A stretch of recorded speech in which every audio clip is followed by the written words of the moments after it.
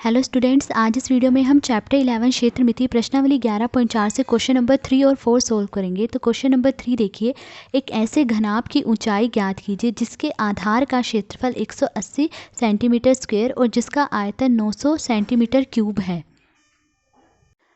तो देखिए, घनाभ के आधार का क्षेत्रफल हमें दिया गया है 180 सेंटीमीटर स्क्वायर और घनाभ का आयतन दिया गया है 900 सेंटीमीटर क्यूब। अब हमें घनाभ की ऊंचाई निकालनी है।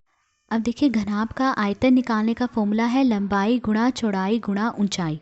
अब देखिए, जैसे कि ये डिब्बी जो है वो घनाभ के आकार की है, ठीक है।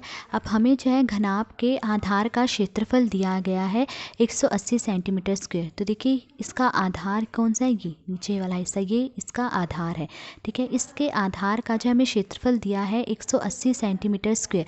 अब देखिए, अगर हमें इसका आधार का क्षेत्रफल निकालना तो कैसे निकालेंगे। देखिए, जो इसका आधार है ये आयत के आकार का है और आयत का क्षेत्रफल निकालने का फॉर्मूला है लंबाई गुणा चौड़ाई।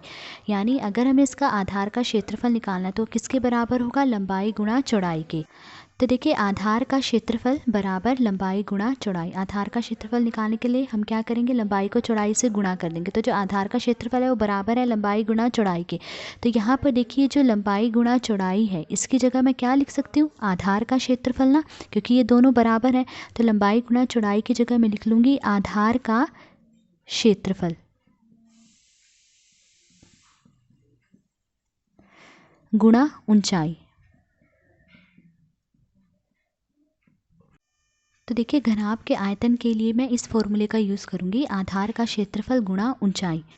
तो घनाभ का आयतन मैं इस फॉर्मूले का यूज़ कर रही हूँ, आधार का क्षेत्रफल गुणा ऊंचाई। तो इसके नीचे मैंने इस घनाभ के आयतन का फॉर्मूला लिख दिया बराबर 900, ये ऐसे ही लिखा। अब देखिए, आधार का क्षेत्रफल मुझे क्या दिया है 180 गुणा ऊंचाई पता नहीं है, घनाभ की ऊंचाई हमें निकालनी है तो ऊंचाई को हम ऐसे ही लिखा रहने देंगे बराबर 900। अब देखिए, ऊंचाई का मान निकालना है तो ऊंचाई को हम यहीं लिखा रहने देंगे, ठीक है। और 180 को बराबर के इधर ले जाएंगे। तो देखिए, 180 गुणा में जब बराबर के इस तरफ आएगा तो बटे में आ जाएगा, तो 900 के बटे में आ जाएगा 180।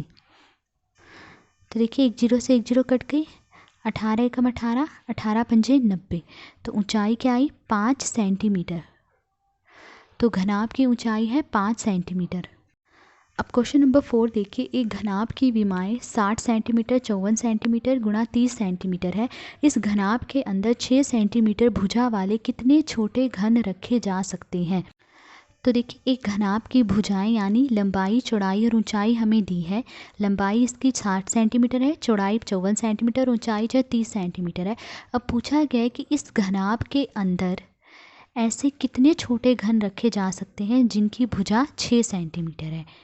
तो देखिए, मान लीजिए एक घनाभ है जिसकी लंबाई चौड़ाई और ऊंचाई हमें दी गई है। अब पूछा गया है कि इस घनाभ के अंदर ऐसे 6 सेंटीमीटर भुजा वाले कितने घन जो हैं रखे जा सकते हैं। तो हमें इन घनों की संख्या बतानी है। तो देखिए, घनों की संख्या पता करने के लिए हम क्या करेंगे, इस घनाभ के आयतन को भाग दे देंगे घन के आयतन से, तो घनों की संख्या आ जाएगी। तो हमें पता चल जाएगा कि इस घनाभ के अंदर ऐसे कितने घन रखे जा सकते हैं। तो देखिए, घनाभ की विमाएँ हमें दी है 60 सेंटीमीटर गुणा 54 सेंटीमीटर गुणा 30 सेंटीमीटर। अब घनाभ का आयतन निकालेंगे। तो देखिए, घनाभ का आयतन निकालने का फॉर्मूला है लंबाई गुणा चौड़ाई गुणा ऊंचाई। तो लंबाई है 60 गुणा चौड़ाई 54 है गुणा ऊंचाई 30 है। तो इन सबको गुणा कर लीजिए, गुणा करने पर आएगा 97,200 सेंटीमीटर क्यूब। देखिए, आयतन है तो आयतन के साथ जो है क्यूब लगता है। तो घनाभ का आयतन क्या है, 97,200 सेंटीमीटर क्यूब। अब हम घन का आयतन निकालेंगे। तो देखिए, घन की भुजा दी है हमें 6 सेंटीमीटर। अब घन का आयतन निकालना है। तो देखिए, घन का आयतन निकालने का फॉर्मूला है भुजा का क्यूब।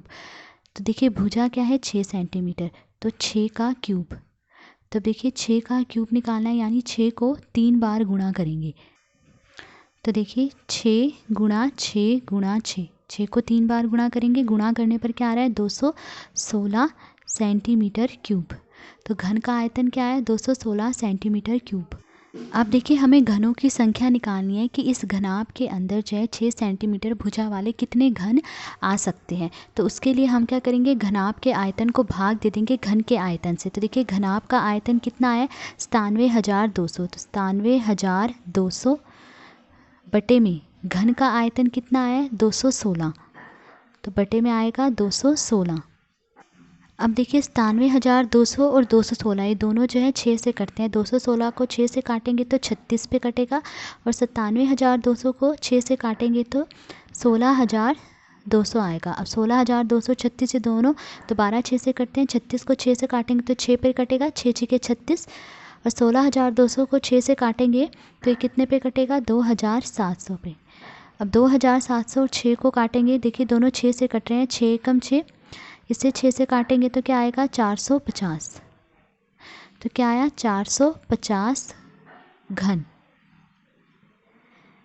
यानी उस घनाभ के अंदर जो है 6 सेंटीमीटर भुजा वाले ऐसे 450 घन आ सकते हैं। तो ये था क्वेश्चन नंबर 4। आज इस वीडियो में हमने क्वेश्चन नंबर 3 और क्वेश्चन नंबर 4 सोल्व करा। अगर आपको वीडियो पसंद आई हो तो please like, share and subscribe. Thank you.